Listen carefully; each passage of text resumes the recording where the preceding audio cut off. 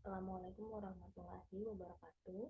Kali ini saya akan mempresentasikan rangkuman dari kelompok 1 sampai 6 yang telah saya buat pada media pembelajarannya yaitu PPT. Terlebih dahulu saya akan membagikan layar. Ya, seperti yang sudah ada di sini, perkenalkan terlebih dahulu nama saya Astrid Varianka dengan NIM A1212 1136.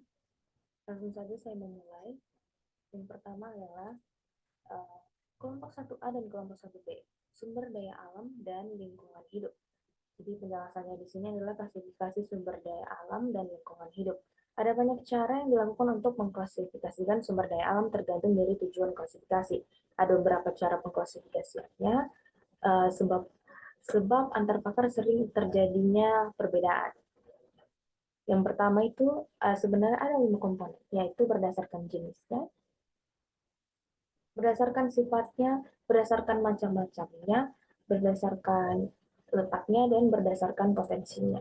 Untuk berdasarkan jenisnya sendiri di sini terbagi menjadi dua, yaitu sumber daya hayati atau sumber daya biotik, dan sumber daya fisik atau sumber daya non-hayati. Jadi sumber daya hayati ini tuh merupakan sumber daya dari makhluk-makhluk hidup, seperti hewan dan tumbuhan.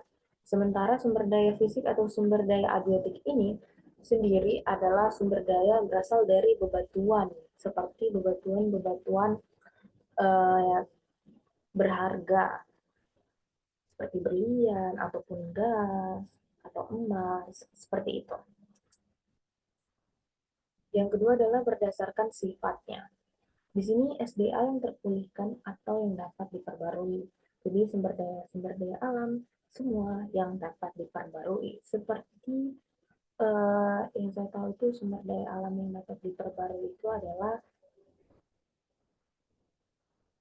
sumber daya seperti uh,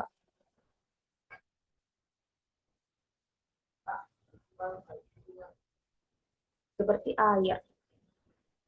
Karena itu kalau misalnya pada hujan turun itu akan ada lagi air yang akan dipakai oleh manusia. Sehingga adalah sumber sumber daya alam yang tak terpulihkan atau yang tak dapat diperbarui, seperti yang sangat amat lama perbarui itu seperti sumber daya bahan bakar fosil, karena itu kan harus memerlukan jutaan tahun untuk ada lagi. Setelah itu adalah sumber daya alam akan habis, adalah sumber daya akan yang selalu tersedia sepanjang masa, seperti matahari. Itu akan selalu ada sampai bumi kita akan kiamat. Selanjutnya adalah berdasarkan macamnya. Jadi sumber daya jadi yang pertama sumber daya tanah dan air. Yang kedua adalah sumber daya tanaman dan pepohonan. Yang ketiga sumber daya akuatik termasuk perikanan laut dan darat. Dan juga sumber daya mineral dan energi termasuk energi matahari dan juga pasang surut. Di sini berdasarkan letaknya. Kalau berdasarkan letaknya sendiri ini tuh sumber daya alam yang hanya ada di daerah masing-masing. Misalnya sumber daya alam atau keanekaragaman alam itu hanya ada di suatu daerah tertentu saja. Contohnya emas hanya berada di daerah Kuboya, tidak ada di daerah Dolo ataupun Palu di kotanya.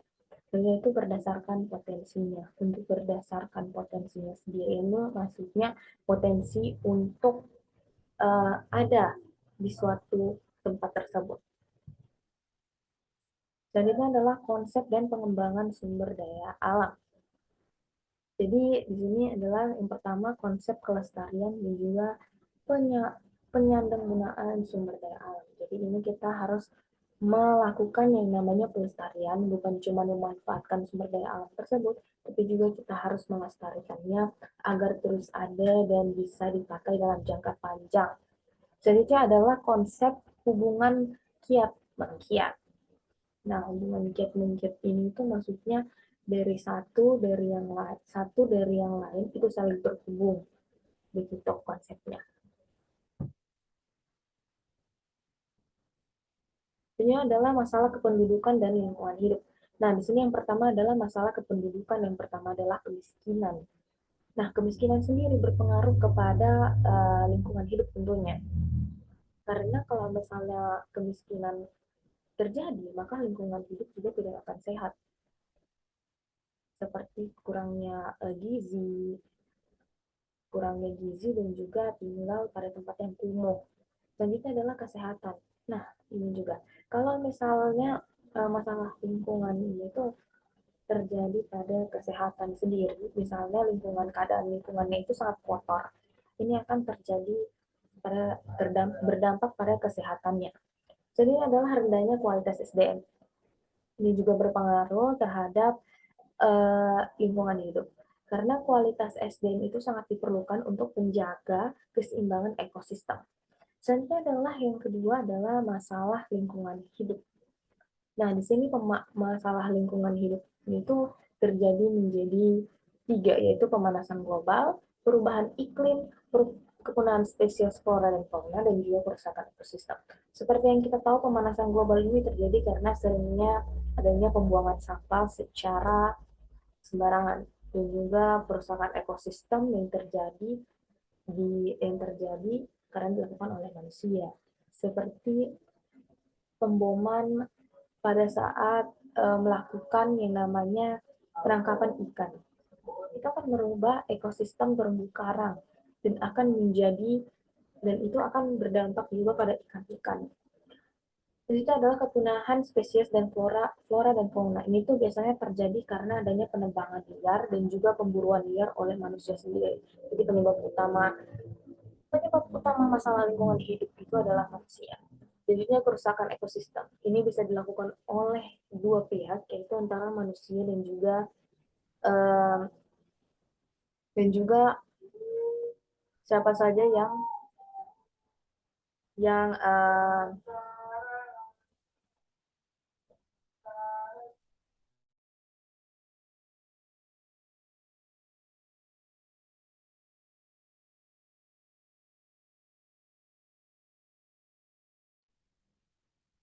di sini ada kepunahan spesies dan juga kerusakan ekosistem. Jadi kerusakan ekosistem sendiri ini terjadi oleh kedua belah pihak, yaitu uh, manusia sendiri dan juga hewan itu sendiri. Seperti itu. Tapi lebih kebanyakannya oleh pada manusia. Selanjutnya adalah prinsip-prinsip dan usaha pelestarian sumber daya alam dan lingkungan hidup. Jadi prinsip yang pertama di sini adalah prinsip perawatan dini, prinsip pengawasan, prinsip pengelolaan, dan juga prinsip solidaritas kosmis. Selanjutnya, prinsip perawatan dini itu maksudnya untuk merawat lingkungan hidup sebelum terjadi sesuatu terhadap lingkungan tersebut. Selanjutnya prinsip pengawasan, bagaimana kita mengawasi seluruh manusia dan juga bagaimana mereka berinteraksi dengan lingkungannya agar menjadi agar mereka agar terjadinya ini apa namanya perawatan juga pada lingkungan tersebut. Selanjutnya adalah prinsip pengolahan. Ini bagaimana pengelolaan sampah yang terjadi di lingkungan tersebut, apakah sudah baik atau tidak. Jadi di sini itu diolah lagi untuk melakukan pengelolaan sumber daya alamnya supaya menjadi lebih baik. Ini adalah usaha pelestarian. Nah, usaha-usaha pelestarian di sini itu ada tiga, yaitu usaha alam dan magar satwa, cagar alam, dan juga tanaman nasional. Jadi suaka alam dan magar satwa di sini itu berperan penting karena mereka melindungi hewan-hewan dan juga tumbuhan-tumbuhan yang langka agar tidak punah, sama seperti cagar alam dan juga taman nasional. Selanjutnya adalah pelestarian hutan dan juga alam terbuka. Di sini pelestarian hutan dan alam terbuka itu sangat penting, terutama yang bisa dilihat itu adalah reboisasi atau penanaman kembali pada saat menebang di dalam hutan. Selanjutnya yang keempat adalah pelestarian ekosistem dan perairan. Nah, ini.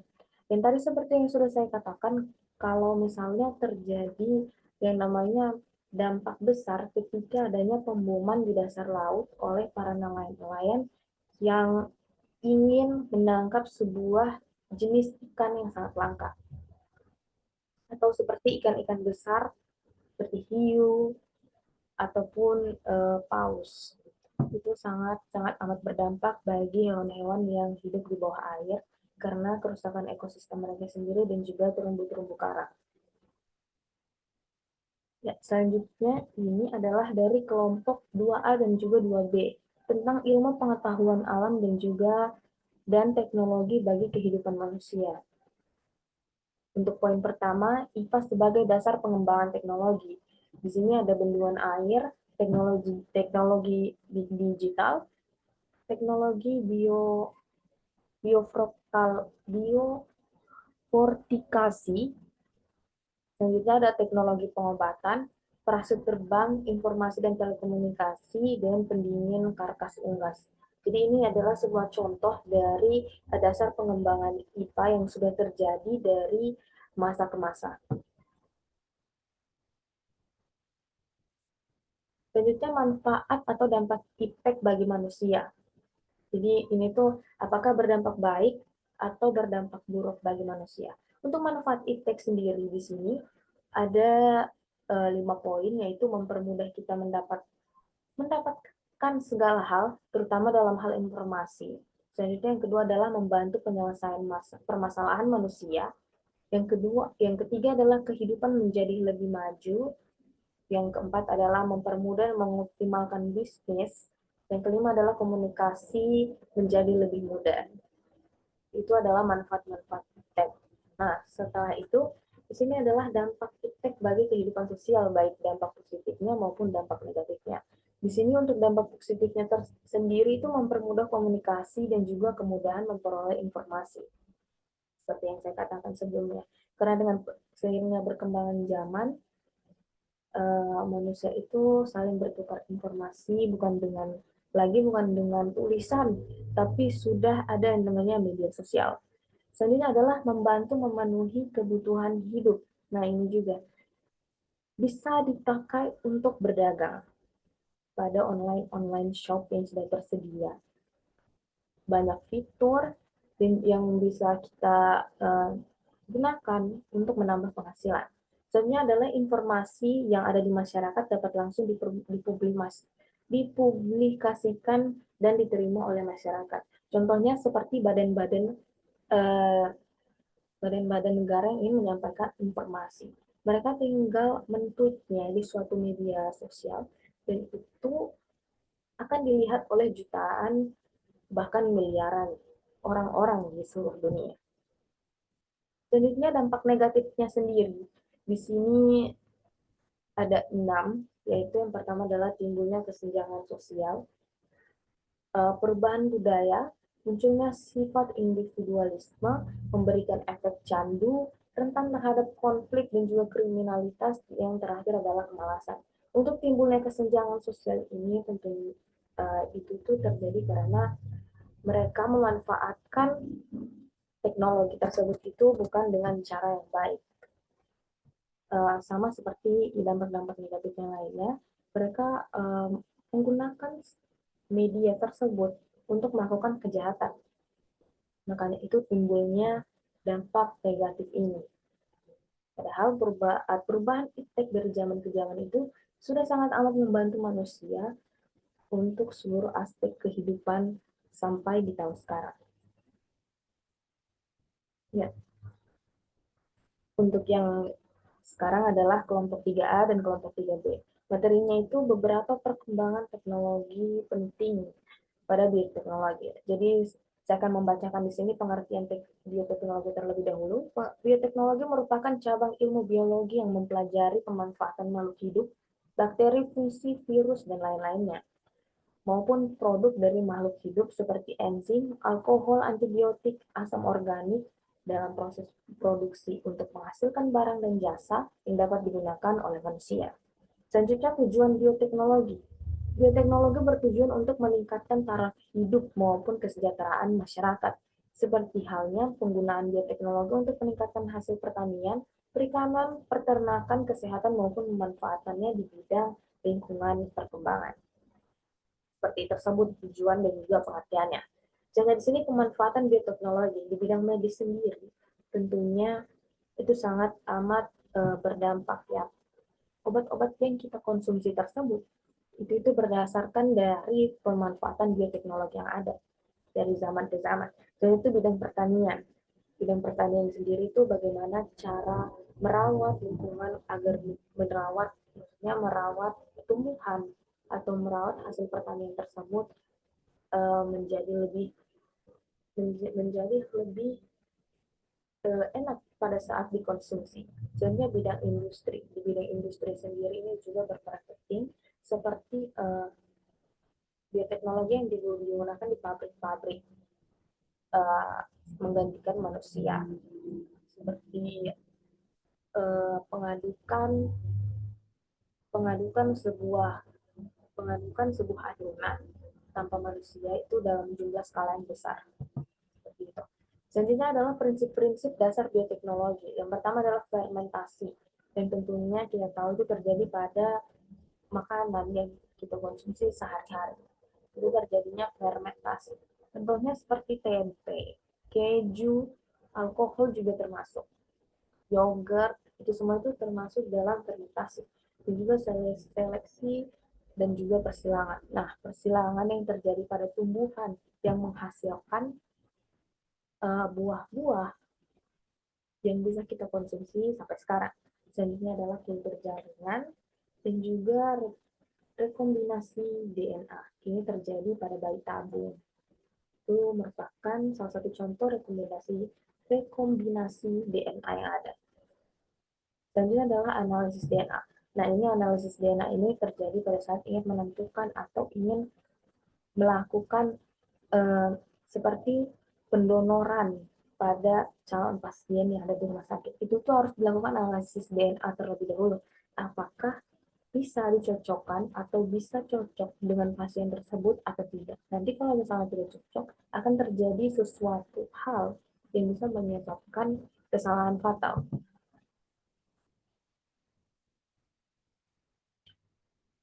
Bioteknologi sendiri ini mempunyai dampak positif dan juga dampak negatif. Untuk dampak positifnya sendiri yaitu menghasilkan produk makanan yang inovatif dan juga memanfaatkan bantuan bakteri dan jamur. Selanjutnya adalah membantu untuk menciptakan tanaman yang bersifat kebal terhadap hama yang sering menyerang tanaman atau sejenisnya. Yang ketiga, menghasilkan penemuan baru dalam bidang medis seperti berbagai jenis obat-obatan dan vaksin yang menggunakan bantuan virus yang sudah dinonaktifkan. Untuk dampak negatifnya sendiri, di sini ada menyebabkan alergi terhadap tumbuh, gen asing yang biasanya digunakan untuk membuat makanan dan minuman, serta obat-obatan yang biasanya ada yang tidak bisa diterima oleh tubuh. Ada seperti alergi obat atau alergi bahan kimia pada umumnya. Ini adalah mengakibatkan kerusakan pada ekosistem karena kondisi normal pada lingkungan yang mengalami perubahan seperti keberadaan kapas yang mengurangi populasi ulat dan juga kupu-kupu. Pencemaran lingkungan karena air sisa produksi makanan bioteknologi sering dibiarkan tergenang begitu saja dalam waktu yang cukup lama. Yang terakhir adalah mengganggu aktivitas otak, khususnya produk minuman yang mengandung alkohol seperti anggur, bir, dan whisky. Di sini ada dua jenis bioteknologi, yaitu bioteknologi konvensional atau tradisional dan juga bioteknologi modern. Untuk penerapan bioteknologi sendiri di sini ada 6, yaitu pangan, lingkungan, pertambangan, pertanian, bioenergi terbarukan, kedokteran, dan farmasi. Di dalam 6 ini tercangkup banyaknya penerapan bioteknologi yang ada. Jadi mereka semua ini memakai penerapan bioteknologi pada setiap proses dilakukannya, pada setiap proses yang mereka lakukan. Jadi adalah kelompok 4A dan 4B, materinya tentang perkembangan teknologi penting. Jadi di sini teknologi informasi dan komunikasi atau yang biasa disingkat dengan IPTEK. Jadi di sini saya akan menjelaskan terlebih dahulu pengertian teknologi informasi dan komunikasi. Jadi teknologi informasi dan komunikasi atau TIK adalah semua kegiatan yang berkaitan dengan pengolahan dan transmisi atau transmisi informasi antar lembaga atau media. Seperti tersebut dengan pengertiannya. Selanjutnya adalah perkembangan teknologi informasi dan komunikasi dari masa ke masa. Seperti yang kita tahu, perkembangan tersebut sudah saya bahas sebelumnya. Kalau mempermudah pekerjaan manusia menjadi lebih baik, dan juga bisa menyampaikan informasi lebih cepat. Selanjutnya adalah e-mobile, mobile learning, dan pembelajaran mobile, atau yang biasa disebut dengan pembelajaran online yang terjadi karena adanya pandemi. Seperti itu. Dengan adalah teknologi kearifan lokal. Di sini ada pengembangan teknologi kearifan lokal dan bentuk-bentuk teknologi kearifan lokal. Di sini saya tidak menjelaskan karena saya tidak terlalu memahami teknologi kearifan lokal ini. Ini adalah fungsi kearifan lokal. Kearifan lokal berfungsi untuk konservasi dan juga pelestarian sumber daya alam.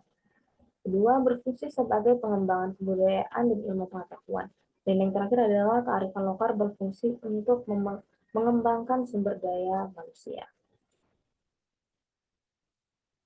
Selanjutnya kelompok 5A dan kelompok 5B, yaitu isu lingkungan global. Jadi di sini ada macam-macam isu lingkungan global, yaitu perubahan iklim atau pemanasan global yang terjadi karena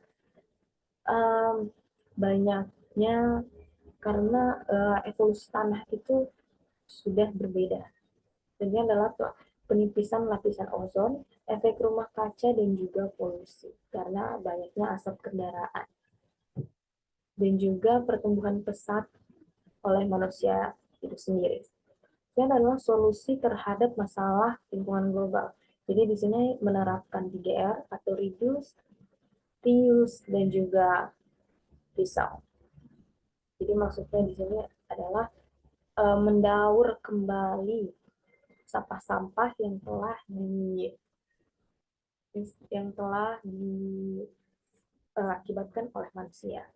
Ini adalah menghindari penggunaan alat dengan kandungan CFC. Sebenarnya kandungan alat CFC ini terjadi pada AC. Dan ini adalah menghindari pemborosan bahan bakar. Ini merupakan salah satu solusi di mana yaitu adalah menghindari pemborosan bahan bakar yang ada. Karena bahan bakar itu semakin menipis, jadi itu akan menjadi salah satu isu yang akan besar pada saat nanti kalau misalnya bahan bakar tersebut itu sudah habis. Selanjutnya adalah kelompok 6A dan juga kelompok 6B. Di sini materinya adalah isu lingkungan nasional dan lokal di Sulawesi Tengah. Isu lingkungan nasional sendiri itu maksudnya berskala nasional, seperti pembakaran hutan yang terjadi di suatu daerah tertentu, tapi itu mengakibatkan kerugian negara. Selanjutnya adalah isu lingkungan lokal. Untuk isu lingkungan lokal sendiri itu terjadi pada masyarakat sekitar atau hanya berdampak pada daerah tertentu saja, tidak menimbulkan kerusakan yang sangat signifikan. Contoh, karena ini membahas tentang yang ada di Sulawesi Tengah, jadi contoh isu lingkungan nasional dan lokal di Sulawesi Tengah itu, contoh lingkungan nasional saya tidak memasukkan di sini, tapi seperti pembakaran hutan, banjir, tsunami, longsor, dan juga gempa bumi. Tentunya ada yang pertama itu banjir. Kalau untuk di lingkungan lokal sendiri itu di Sulawesi Tengah itu ada yang pertama adalah banjir yang terjadi di Toli-Toli pada tahun 2022. Dua, tsunami yang terjadi di Kota Palu 2018, kebakaran lahan di Palu pada tahun 2020, pencemaran merkuri yang diakibatkan oleh aktivitas tradisional Poboya, dan yang kelima adalah tsunami. Nah, untuk banjir ini bukan cuma terjadi di Toli-Toli, tapi kemarin terjadi di Dolo. Itu banjir yang sangat amat amat besar sekali karena eh, ini diakibatkan oleh jebolnya tanggul. Dan juga bukan cuma di Toli-Toli, tapi kemarin ada di Parigi, kalau tidak salah. Itu banjir yang bisa menenggelamkan rumah-rumah warga. Ini adalah penyebab terjadinya isu lingkungan. Jadi itu yang pertama karena peristiwa alam itu sendiri, karena alam berkehendak. Dan yang terakhir adalah ulah manusia sendiri yang merusak ekosistem dan mengakibatkan eh, terjadinya bencana-bencana tersebut. Saya rasa seperti itu saja presentasi saya pada siang hari ini. Terima kasih banyak dan wassalamualaikum warahmatullahi wabarakatuh.